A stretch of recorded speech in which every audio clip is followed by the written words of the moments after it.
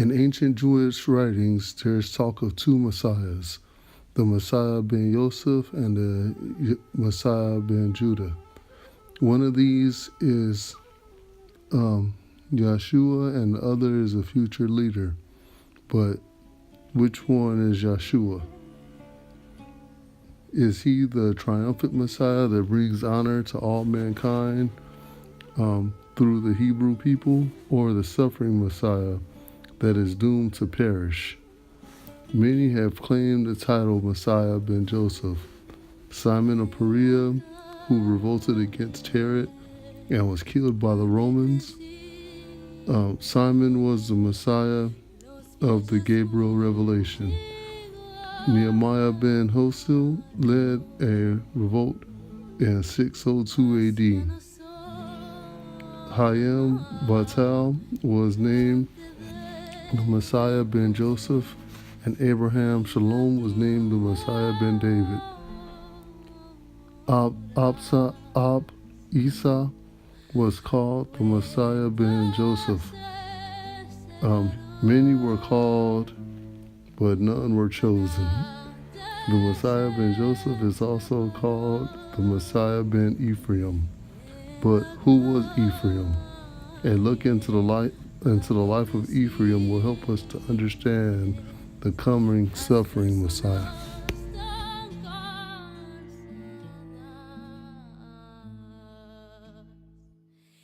Ephraim was the second son of Joseph and Aseneth. Ephraim was born in Egypt. Joshua of Exodus was a descendant of Ephraim. Jeroboam, king of Israel, was also from the tribe of Ephraim. Jacob adopted Ephraim and his brother Manasseh.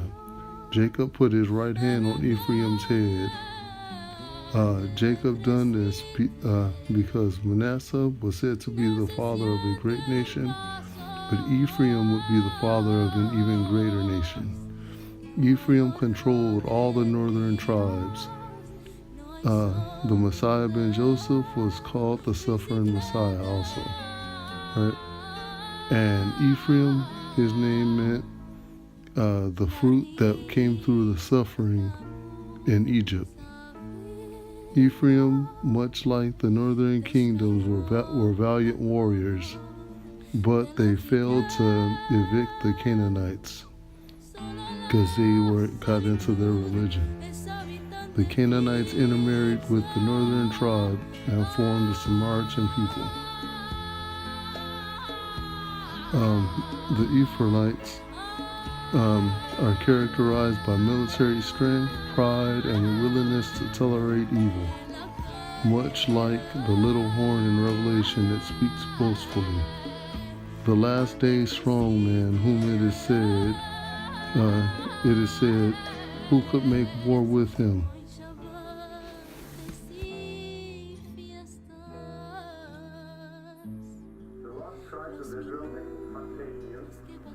Can you imagine the government of Israel acting on the words of the rabbi who say this is the lost tribe of Dan? And suddenly modern aircraft moving in is suddenly modern Israel. And people from ages ago are airless in modern Israel. All the people of the northern kingdoms were waiting for a man that will gather them up, purify them, and rebuild the Jewish temple. If people ask us, how long you've been eating this thing? This has been a curse from generation to generation, so we're still using this. So we're waiting for Shiloh to come and deliver us from all these things. People run out of the house and shout, "Oh, we children of Manmasi are alive. We children of Manmasi are alive." He will shout and listen for that. At the top of his voice. Then he will come. Then he says, don't worry, don't worry, don't worry. Then he will tell us, our ancestor has shaken the earth to find out whether his descendants are still alive or not. What is not understood is that this happened twice before, once by each Messiah. First, the Messiah ben Joseph will gather his people from the lost tribes of Israel and defeat a great army nearby. He will then restart temple worship. This man will be anointed, and this will make him the Messiah. Right? Much like Cyrus the In Great. 539, Cyrus conquered Babylon, but he did not present himself as a conqueror. He presented himself as a liberator, rescuing these people from their despotic ruler. And then he did a totally unprecedented thing. He freed the Jews. The Jews had been living in Babylon in captivity ever since Nebuchadnezzar destroyed Jerusalem and their temple.